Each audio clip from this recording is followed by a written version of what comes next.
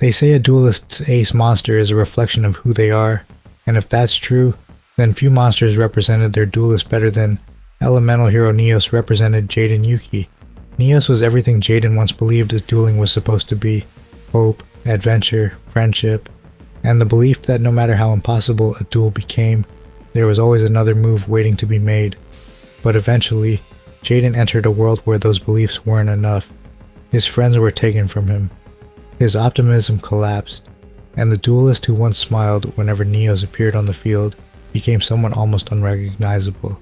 Because when Jaden finally surrendered himself to the darkness, Neos wasn't standing beside him anymore. In his place were monsters born from something completely different, the evil heroes, and their arrival represented one of the darkest transformations in all of Yu-Gi-Oh! GX. Because Jaden didn't simply change his deck. For a brief period of time, he lost almost everything that made him Jaden Yuki. When Jaden first arrived at Duel Academy, he treated almost every duel like another adventure. Winning mattered, but it wasn't everything. Jaden wanted to have fun. He wanted to face stronger opponents, discover new strategies, and see what his cards could do when he pushed them beyond their limits. His original elemental hero deck reflected that perfectly. Avian, Burstinatrix, Clayman, Sparkman, Bubbleman. These weren't individually overwhelming monsters. Their strength came from what they could become together. Flamewing Man was perhaps the perfect example. Two relatively simple heroes could fuse together and become Jaden's favorite monster. That philosophy defined much of early Jaden. Different monsters combined their strengths to create something greater, and eventually, Jaden's connection to his monsters became even more personal. That's where Neos entered his life. Neos wasn't simply another upgrade to Jaden's deck. Jaden had originally created the design for Neos as a child, and that childhood creation eventually became a real dual monster after being sent into space through Kaiba Corp's project. Years later, Jaden was reunited with the monster he had imagined when he was younger, and from that point forward, Neos became the face of his deck. That matters because Neos represented something extremely specific about Jaden. He was a piece of Jaden's childhood that had survived. Even as Jaden encountered Shadow Riders, Sacred Beasts, possessed duelists, and increasingly dangerous enemies, Neos remained connected to the optimistic kid underneath all of it, and Jaden didn't use Neos alone.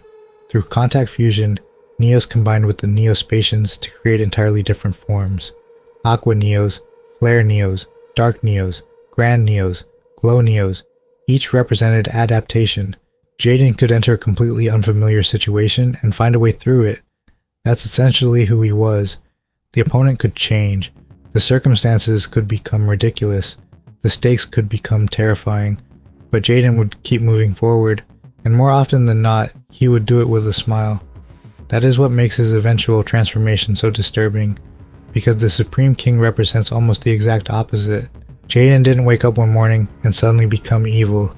GX slowly dismantled the person he used to be. As the series progressed, dueling stopped being an innocent game. Jaden repeatedly found himself responsible for situations where losing could mean far more than losing a match. His friends could be hurt, people could disappear, entire worlds could be threatened. And because Jaden was so powerful, everyone naturally began relying on him. That sounds flattering until you consider what it actually means. Whenever something went wrong, Jaden was expected to fix it. Whenever an impossible opponent appeared, Jaden was expected to defeat them. Whenever his friends were in danger, Jaden was expected to save them. The carefree Slifer-Red student was gradually being forced into the role of everyone's protector, and eventually, that pressure followed him into another dimension. This was where Jaden's optimism finally began to fail him. Jesse Anderson had become one of the most important people Jaden met during his time at Duel Academy. The two connected almost immediately. Both could communicate with duel spirits. Both loved dueling. Both formed unusually deep relationships with their monsters. So when Jesse disappeared, Jaden couldn't simply accept that he was gone. He became obsessed with finding him. And that obsession began changing the way Jaden treated everyone around him. His friends followed him because they cared about him, but Jaden became increasingly focused on Jesse. Every setback made him more desperate. Every delay felt unacceptable. And the qualities that once made Jaden such an effective duelist, his determination and refusal to give up, began working against him. Because determination can become obsession when someone no longer knows when to stop. Jaden kept pushing forward, and his friends paid the price. This is where the Supreme King story becomes more complicated than simply saying Jaden turned evil. Jaden was emotionally destroyed before the Supreme King fully emerged. One by one, he was made to believe that the people who followed him had been sacrificed. And worse, Jaden blamed himself. That distinction matters. He wasn't simply grieving his friends. He believed his own choices had led them there. His determination to rescue Jesse, his recklessness, his inability to listen, everything that had once made Jaden seem heroic suddenly looked different from his perspective. What if his refusal to give up wasn't courage?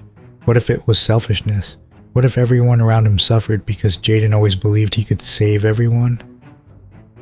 For perhaps the first time, Jaden's confidence completely failed him.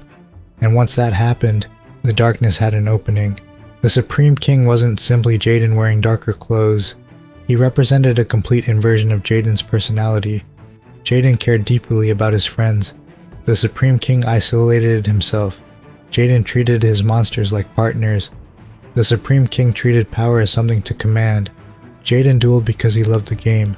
The Supreme King used dueling as a weapon. And nowhere was that transformation more obvious than in his monsters. Neos disappeared from the center of Jaden's identity. The elemental heroes that had accompanied him throughout Duel Academy were replaced by something much darker. Evil heroes, Infernal Gainer, Malicious Edge, Inferno Wing, Lightning Golem, Wild Cyclone, and eventually, some of the most terrifying monsters associated with the Supreme King's deck. These weren't simply darker looking elemental heroes, they represented an entirely different philosophy, and the card that made their existence possible perfectly captured that change: Dark Fusion. Fusion had always been fundamental to Jaden, but traditionally, fusion represented combination. Two monsters coming together, two different strengths becoming one. It perfectly complemented the hero theme. Dark Fusion took that familiar concept and corrupted it. The same basic mechanic remained, but everything surrounding it had changed. Instead of the bright, colorful hero combinations associated with Jaden's earlier adventures, Dark Fusion produced twisted versions of the monsters he once relied upon. That makes the Supreme King's deck feel almost like Jaden's old identity being reflected through broken glass. The heroes were still there, fusion was still there, even pieces of Jaden's original strategy remained, but the meaning behind them had changed, and that's why Neos being absent feels so significant. So, did Jaden actually abandon Neos? Not permanently, and that's an important distinction. Neos wasn't erased from Jaden's life. The Supreme King represented a period in which Jaden had lost control of himself, not a permanent decision to reject his ace monster.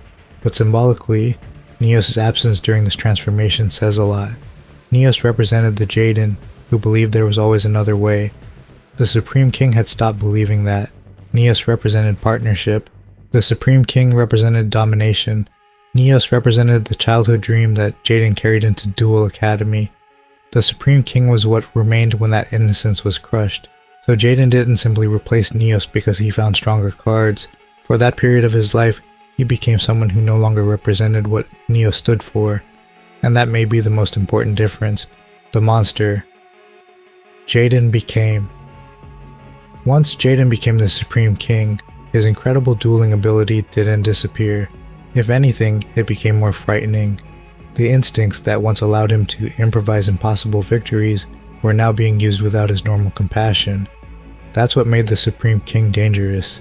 This wasn't some random villain possessing an inexperienced duelist.